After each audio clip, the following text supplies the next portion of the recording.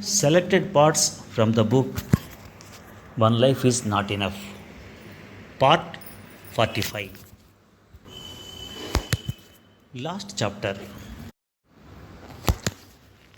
Every man that comes into the world is subject to dissolution. When we have passed away, God alone survives, unchangeable. Whosoever comes to the feast of life must, before it is over, drink from the cup of death. How much better it is to die with honor than live in infamy. After the Commonwealth Games and the 2G scandals broke out, a well known journalist met me in the Central Hall of Parliament. Sir, you must feel like a saint now. I asked, why?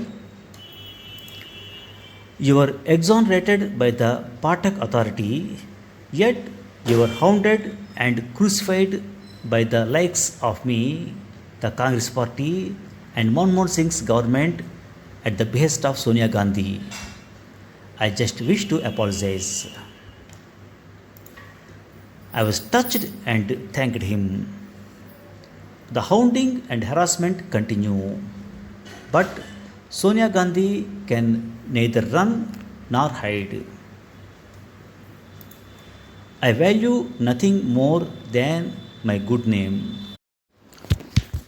I have strong nerves. In my veins flows the blood of my ancestors. In adversity, a man's mettle is tested. The test I have passed, and it proves I am not a quitter. No bitterness, no self pity, no panic have touched me. At times I have been angry, a little depressed, but not for long.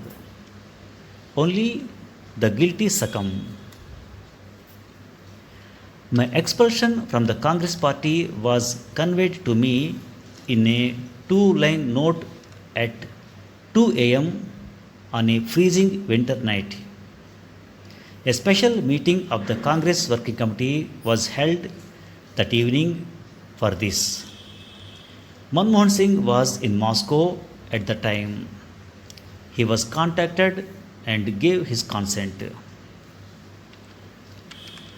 The late Arjun Singh told me that at a core group meeting, the finance minister P. Chidambaram had told Sonia that mine was an open and shut case and that I would be sent to jail.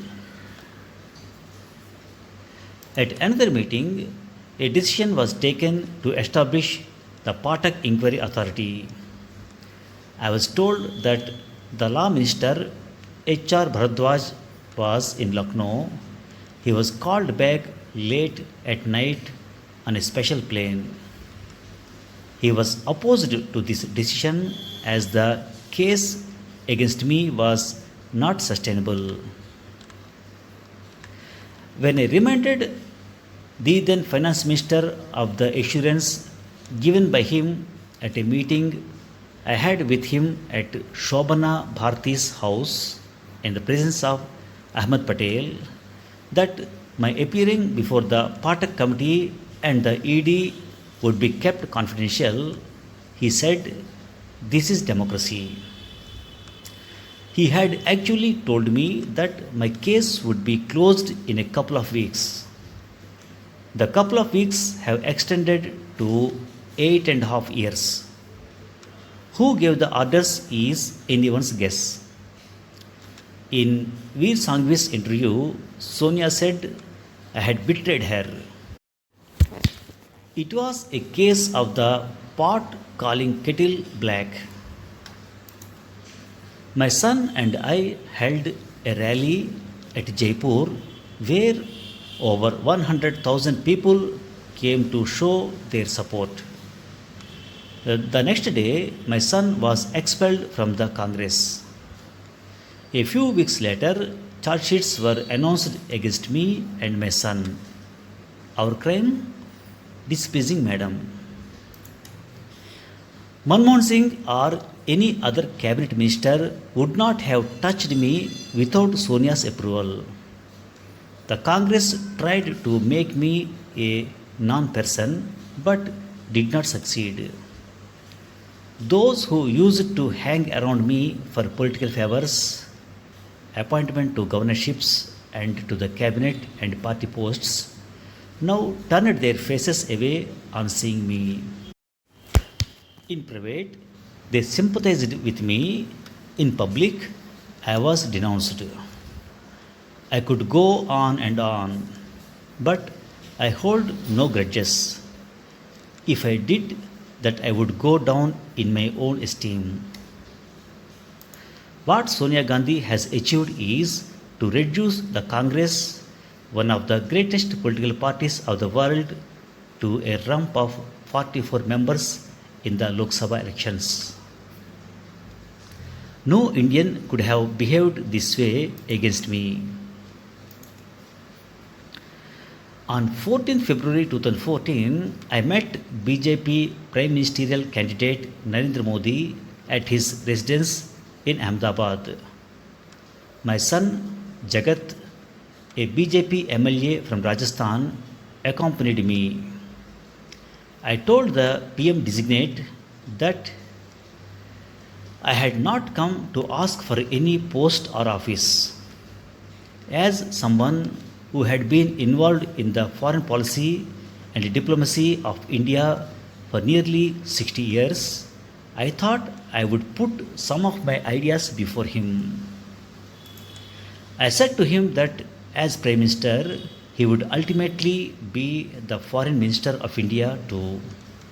But during the past several months, I had noticed that he had not mentioned foreign policy during his campaign. He wished to know what I had in mind. I told him that we had neglected our SAARC neighbors. As far as I could recall, Manmohan Singh had not been to Pakistan, Nepal, Bhutan, or Sri Lanka. He had only visited Bangladesh in the last 18 months of his term. I asked him, if you are not sensitive to the concerns and anxieties of our immediate neighbors, how can we be expected to play a constructive and meaningful role in dealing with the rest of the world? I pointed out that from Ahmedabad, one got a particular view of India. From Delhi, one got another view of India. Similarly, with Mumbai, Chennai, Kolkata, and so on. From Washington, one would get a specific view of Beijing, from Moscow, a different kind, and so on. For the past 67 years, there had been a broad consensus on India's foreign policy. This policy was not struck in a time groove but was nuanced, and necessary adjustments were made to address the latest developments. No fundamental change has so far been made in our foreign policy framework. What would be the substitute? I told him that the Muslim world extends from Mauritania in West Africa to Indonesia. The UN has 54 Muslim members. They could not and should not be ignored. I also mentioned where Jawaharlal Nehru had made three serious misjudgments in our foreign policy. These are yet to be resolved. I am happy to see that our new Prime Minister Narendra Modi has opened his foreign policy innings by inviting the leaders of SAARC countries to his swearing in. Others, too, may have given him similar suggestions. But his decision caught the imagination of a large number of people around the world. With a commanding majority in the Lok Sabha, the Prime Minister, to begin with, will, I have no doubt, restore the image of the country which, for the past few years, has been on a downward path. Finally, someone wrote that man is condemned to death the moment he is born with extended reprieve. My reprieve could end any day. Soon I shall drift out of the harbor on a silent tide beyond the beat of time. Thank you for listening.